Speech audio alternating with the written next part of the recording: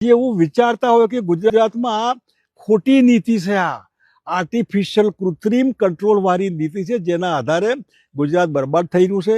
Police ખાતાને મોટા ભાગે દારૂ પકડવામાં જ રસ હોય ને આટલા અહીં પકડાયા, આટલું અહીં પકડાયા, કોર્ટમાં કેસ ચાલે બધાને વગર મતલબના આવા બધા વર્ષો સુધી જેનો ઉકેલ પર નિવેડ જ ના આવે. એવા ઠેકાણે હું ગુજરાતની પબ્લિકને કહેવા માંગુ છું કે મહેરબાની કરીને આ નવટંકીનો અંત આવવો જોઈએ. ગુજરાતમાં જ્યારે પણ વિધાનસભાના ઇલેક્શન આવે ત્યારે હું આપણે અપીલ કરું છું કે એવા લોકોને તમે મત આપીને સરકાર લાવો કે જે સરકાર આ દારૂબંધીનું નાટક કાઢી નાખે ગુજરાતમાંથી. ગાંધી સરદારના નામે હદ થઈ ગઈ બધી. બેન દીકરીઓ ગુજરાતમાં બેન દીકરીઓ છે, બહાર નથી. અને હું તમને પૂછ્યું કે આપણે મુંબઈ જતા હોઈએ, દિલ્હી જતા હોઈએ, ત્યાં બેન દીકરીઓ નથી. મુંબઈ ઉતરી સીધા 12મી તપાસ, બહાર ક્યાં મળશે, કઈ ક્વોલિટી મળશે, એની તપાસ કરીએ છીએ આપણે. એટલે આ એક કૃત્રિમ ઊભું કરેલો હાઉ છે.